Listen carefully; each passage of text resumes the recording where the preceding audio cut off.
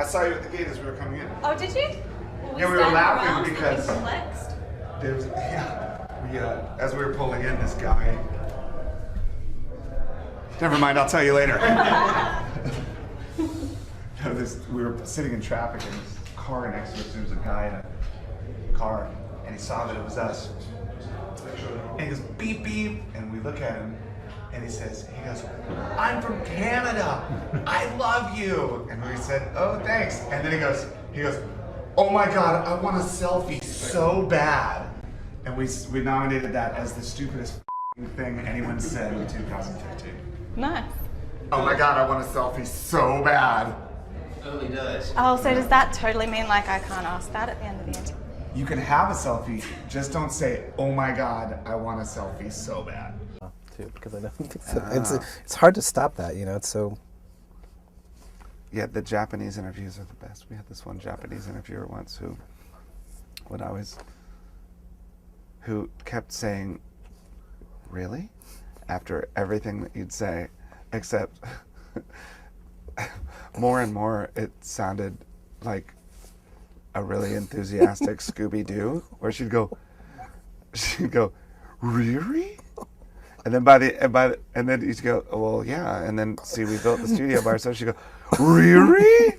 And you go, yeah. And then we made a double album. And she'd go, really? Like it got to the point where our bass player Nate couldn't even talk. He was laughing so hard. It's like what I tell my daughter when I give her a snack. I say, you get what you get, and you don't get upset.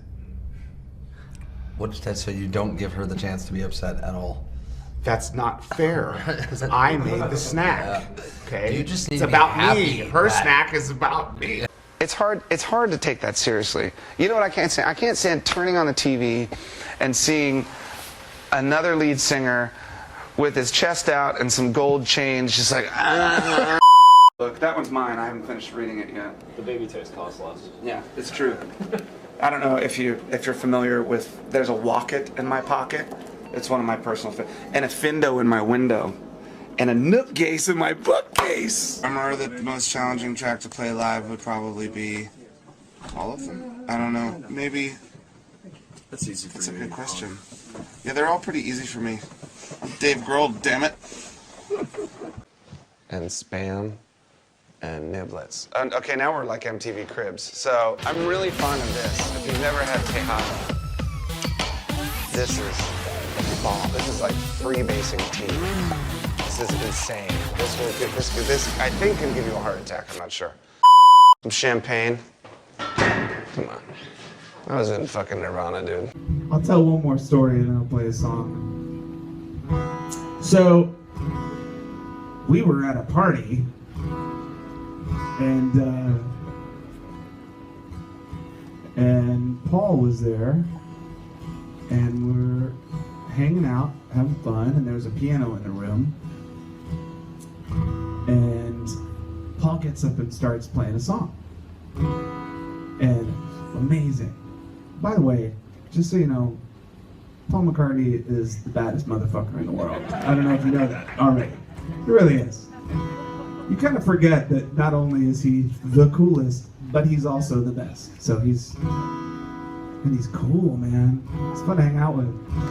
So he gets up on the piano, he starts playing the song on the piano. It was in the house, so it was in the living room. And it's blowing everyone's fucking mind. It's so cool. New song, wow. New Paul song, weird.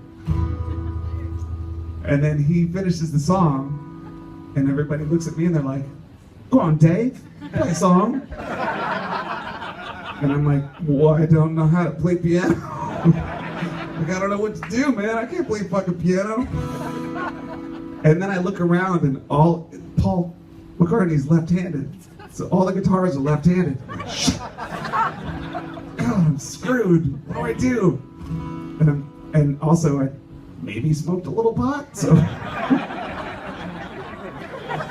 So I was already challenged enough, and like, oh my God, what do I do right now? What's going on? And all of a sudden, Taylor Swift stands up. She's like, I'll play a song. It's like, oh, thank God, Taylor Swift's here.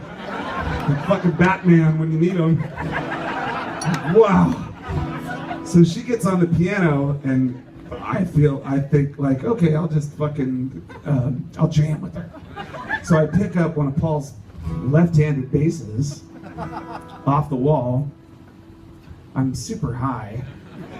She starts playing, and I'm just trying to figure out how to play along to what she's doing, and it was kind of like one of those nightmares where you're running backwards, or you're always late for whatever you gotta go to.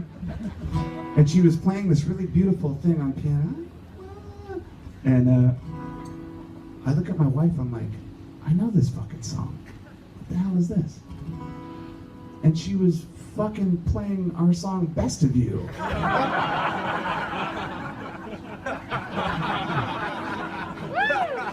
And as if I weren't high enough. That fucking blew me into outer space, man. I was just like, wait a second, Taylor Swift, Best of You, Paul McCartney, hot! Like, what? I just lost my mind. So I felt obligated to sit next to her and duet. But her voice, you know, she's got a good voice. She could sing, man. You know, that kind of shit. So I sat next to her and I did this. I've got another confession to make. How much has your kit evolved over years as you played in different bands? And is this one unique to the Vultures? Yeah, it kind of is. I suppose I just put things up that I needed for certain songs. What are those fruity things to the side there? This is a wood block for interlude with ludes that sounds like this, and then Very anticlimactic. one of the great things about being in this band is that we're huge. Really, that's the best part. We're fucking massively huge and famous, rich, but it's the little things. It's a fucking Nate Mendel ping pong paddle. You got one of those? When I was maybe about 14 or 15 years old, when my mother and I were sitting at the dinner table, and she said, do you know, I can't say his name because we're at home right now. She said, do you know blah, blah, blah? And I said, yeah. And she said, I think he's a genius. He's in my class, and he's the most brilliant writer of all of my students. He's probably. And I didn't have the heart to tell her that he was my acid dealer. Times is, I noticed.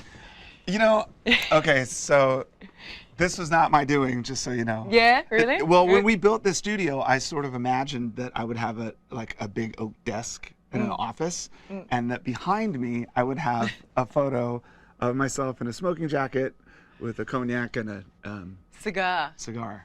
I think that look suits you. Well, thanks. The road crew commissioned that and put it in here without telling me, so it took me a good 45 minutes of working in here before I noticed what it was. I sort of turned around like...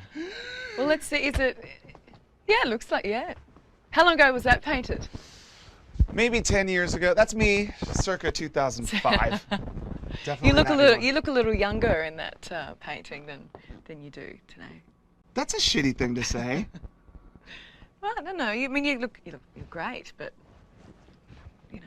Thanks. You know. Live, Balls and down Christopher in Walken was the host. Amazing. And he comes up and he asked us if the accent was on Foo or Fighters. And we know who he is.